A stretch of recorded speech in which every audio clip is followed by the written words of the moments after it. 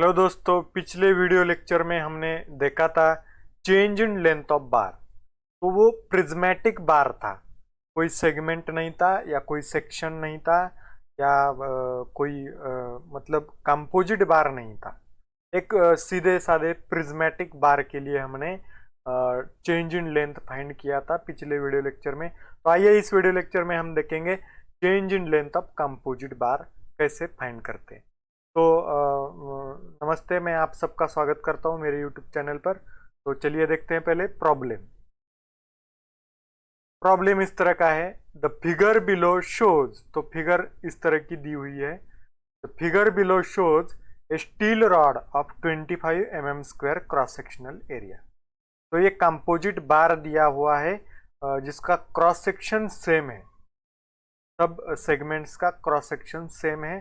कितना है? 25 mm square cross sectional area.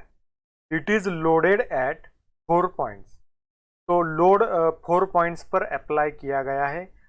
के point, L point, M point और N point. Assume E steel is equal to 200 giga pascal. तो ये पूरा जो बार है वो स्टील का है जिसका मॉडुलस ऑफ इलास्टिसिटी है 200 गीगा पास्कल। तो उसका हम आगे चलकर mega pascal that is newton पर एम स्क्वायर में कन्वर्जन करेंगे।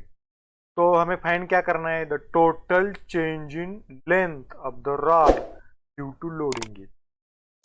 तो इस लोडिंग सिस्टम की वजह से और इस फोर्स सिस्टम की वजह से इस रॉड की कितनी लेंथ चेंज होगी, कितना इलांगेशन होगा या कितनी लेंथ इंक्रीज और डिक्रीज होगी, वो हमें इस प्रॉब्लम में फाइंड करना है।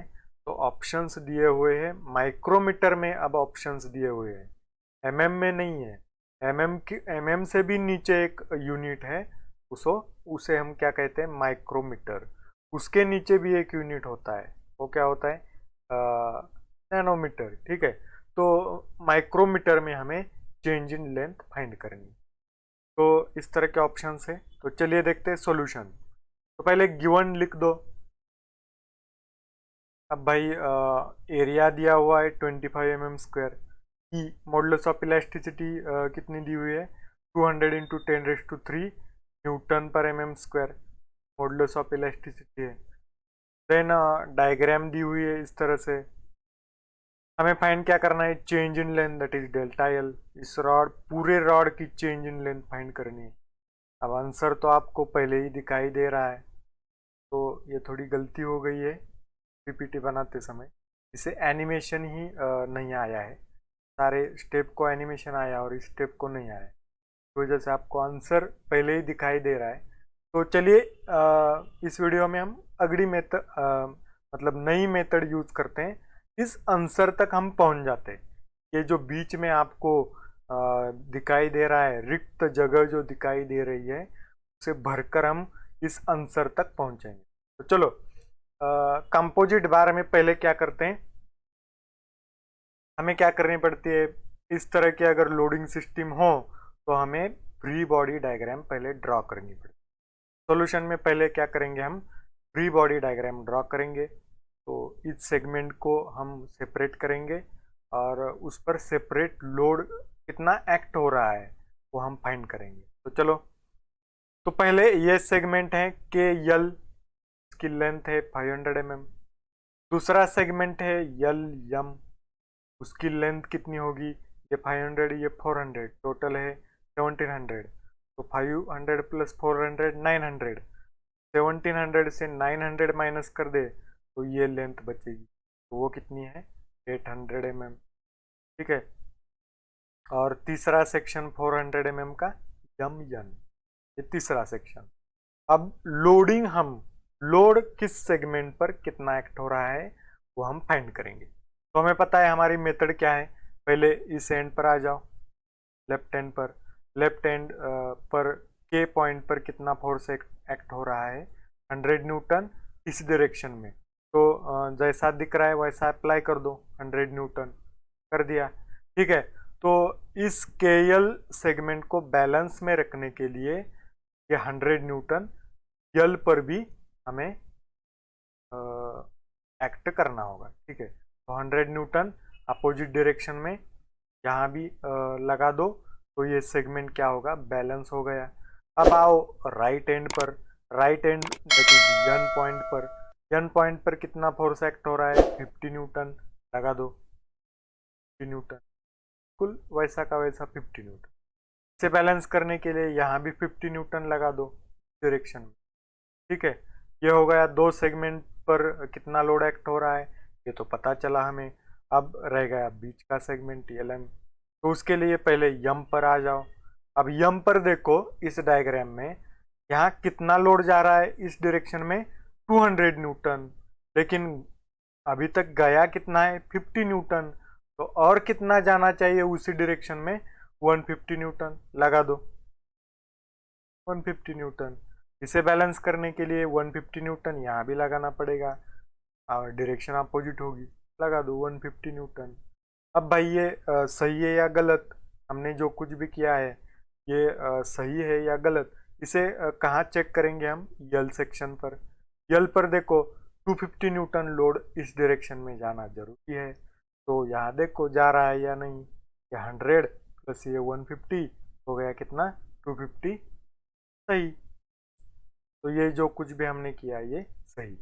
अब आगे की स्टेप कोई ज़्यादा डिफिकल्ट नहीं। चेंज इन लेंथ क्या होता है, इस सेगमेंट के लिए क्या होगा, पीएल अपॉन ए, इस सेगमेंट के लिए पीएल अपॉन ए, इस सेगमेंट के लिए पीएल अपॉन ए, तीनों के एडिशन कर दो, इस तरह का फॉर्मूला आ जाता है। तो total delta L is equal to principle of superposition का यूज करके फॉर्मूला है। तो delta L is equal to segment 1 के लिए पीएल अपॉन ए, सेगमेंट 2 के लिए पीएल अपॉन ए, सेगमेंट 3 के लिए पीएल अपॉन ए। अब सेगमेंट 1 की वैल्यूज यहाँ पुट कर दो, सेगमेंट 2 की यहाँ, 3 की यहाँ पुट कर दो।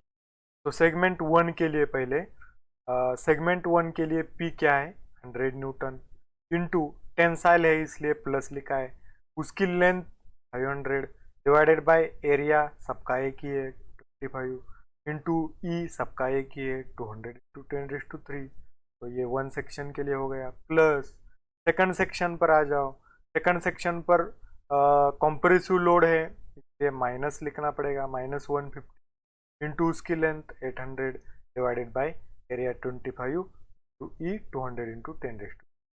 Plus third section tensile load है +50 इंटू उसकी length 400 divided by area 25 into E 200 into 10⁻²। ठीक है, तो ये कैलकुलेटर में डाल दो, इसकी अलग वैल्यू फाइंड करो, इसकी अलग वैल्यू फाइंड करो, इसकी अलग वैल्यू फाइंड करो, और लिखो delta L is equal to, ये कैलकुलेटर में डालने के बाद इसका आंसर क्या आता है 0.01, ये माइनस साइन यहाँ आएगा और इसकी वैल्यू कितनी आती है 0.004, प्लस ये प्लस आएगा 0.004, तो कितना आता है delta L is equal to, ये अगर सारे वैल्यूज पुट कर दो आपके इसमें, तो delta L is equal to आता है -0.01 mm। तो mm का माइक्रोन में करने के लिए क्या करना पड़ता है, 1 mm इज इक्वल टू होता है 1000 माइक्रोन, माइक्रोमीटर।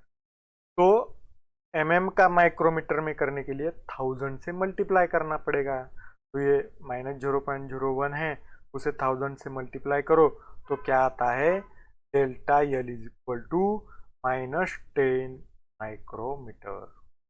बिल्कुल सिंपल प्रॉब्लम है, गेट क्वेश्चन पेपर में पूछा गया है 2 मार्क के लिए, यूनिवर्सिटी एग्जाम या एग्जाम्स में, रिटर्न एग्जाम्स में, कन्वेंशनल में 4 मार्क्स के लिए ये प्रॉब्लम पूछा जा सकता है, पूछा गया भी होगा कोई यूनिवर्सिटी क्वेश्चन पेपर्स में। तो आने वाले वीडियो लेक्चर में मैं और एक नया प्रॉब्लम लेकर आऊँगा, तो तब तक के लिए धन्यवाद।